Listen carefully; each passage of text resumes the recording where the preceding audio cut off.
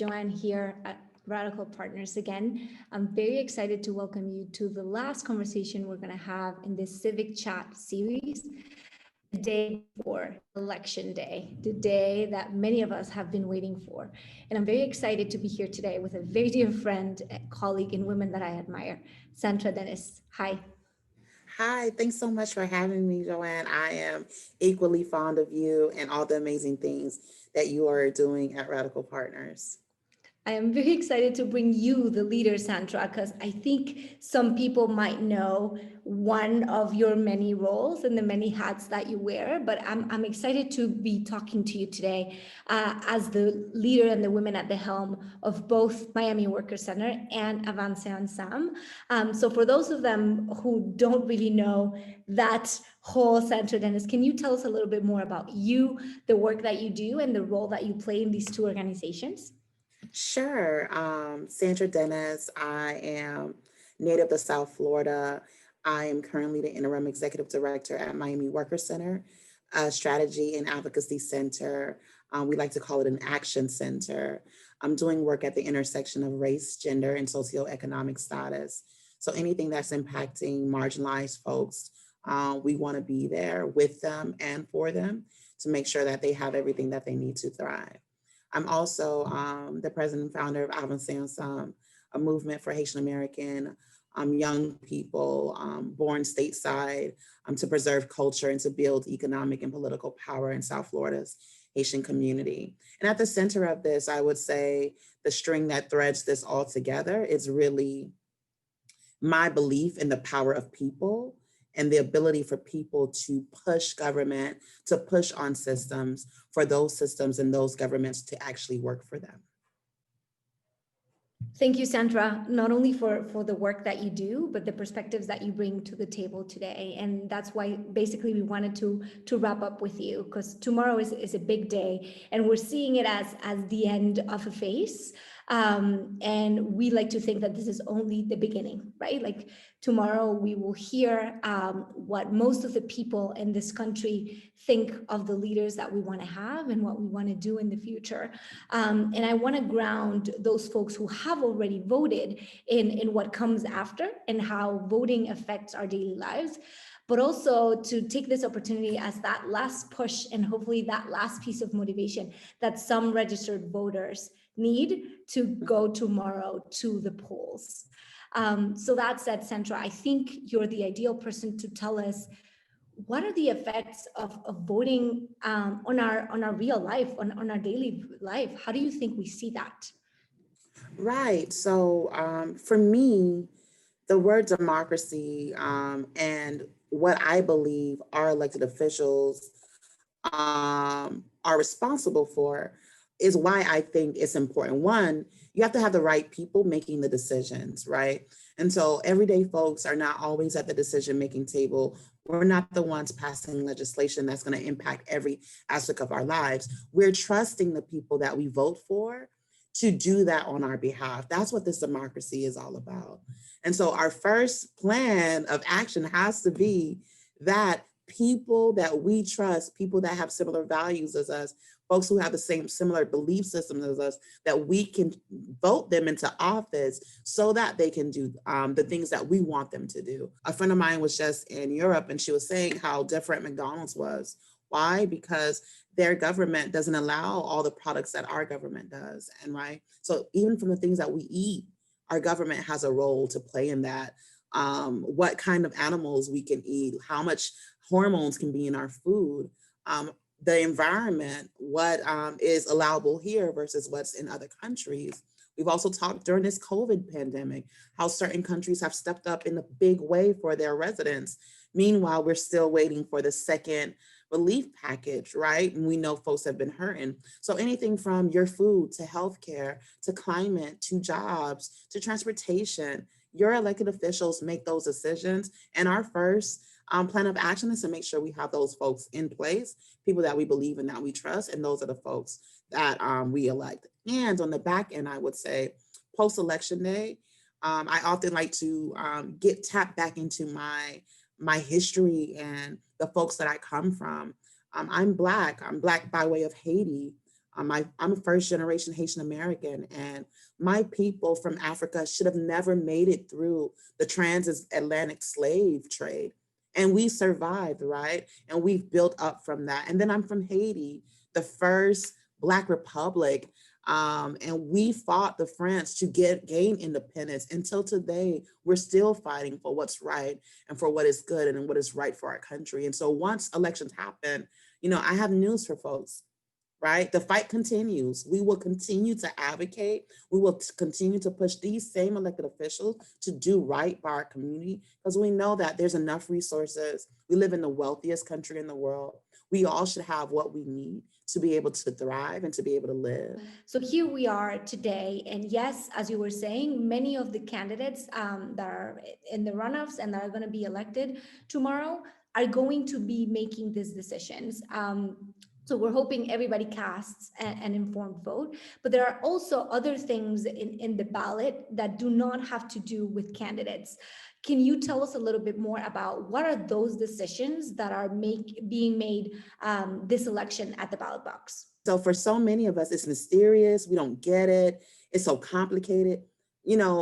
Our government has made a decision that this is the way that we do things. And again, I still believe in the power of people, that even in this practice, that we can push back and say, look, we want a system that's easier. We want time to be able to vote. We want to be able to understand ballots at a third grade level so that it is clear for everyone, right? There are amendments on the ballot, Floridians. There are amendments around minimum wage. There are amendments around whether or not people have the ability through petition to get things on the ballot, which is critically important to our democracy. There are amendments about, you name it, every year there's some certain amendments, and people are often lost because of the language. And so not only are we asking people to get ready for the test, we're asking people, get your simple ballot, study, get ready for your exam, right? But also to complete the exam from the front sheet to the back sheet, all the sheets that are there, to make sure that you all don't only just vote for the president, but elected officials at the state level, county level. And I'll pause on Miami-Dade County. Miami-Dade County, this is going to be a huge change. You have folks who are termed out for the first time in decades, a totally new legislature, right, for the county. And so it's important for folks to look into these folks who are running at the county level to make sure that you have the folks that you want making these decisions at this critical time. And I'll just say one more thing, not only the candidates, we talked about the amendments, but also understand the pandemic happened and budgets will be tight. And so it's not too hard to lead when things are great, but to lead in a pandemic, right? To be able to make these hard decisions right now, you need leaders, you need leadership, you need folks who we're gonna trust to make decisions that are right for our counties or state, but also for the people who live there as well. We'll patiently wait, Santra, for whenever you decide to run for office. But in the meantime, we'll do whatever we can with the amendments that people should be voting on tomorrow, and the candidates that are there. So as you were saying, do your research. And then at the end of this conversation, I would love for you to direct folks to some of the resources and the lives and all the conversations that you've been having, for us all to learn in an easy way what's happening tomorrow, if we still need to. But before we do that, Santra, as you said at the beginning, you work very closely with the Haitian community in Miami-Dade, Black and brown voters, most importantly, and working class, right? So for those of them who are watching and are still with fears or apathy, which is very well carried because of our national traumas or all the baggage that we carry with us. But also for those out there that aren't very familiar with these communities, can you tell us a little bit more about what decisions are we as a community making tomorrow that are affecting and will affect the populations that you work with? One of the things I love so much what you said, Joanne, because I think, people think apathy isn't real. It's real. When I drive in some of the communities in Miami-Dade County, and all you see is blight. These are folks who voted before and they voted again, and their communities haven't changed. It's gotten worse, right? There's been zero development. Often I'm like, how do we allow this to exist on our watch? So I get it for them. And I often tap into there's this hope that we continue to have, that we continue to believe that one day we can see something. And I often get really emotional because I think about Dr. King and the folks that came before us and their ability to see things even if they didn't have it right now. Dr. King could see his children having interracial friendships, even if in that moment that didn't exist, right?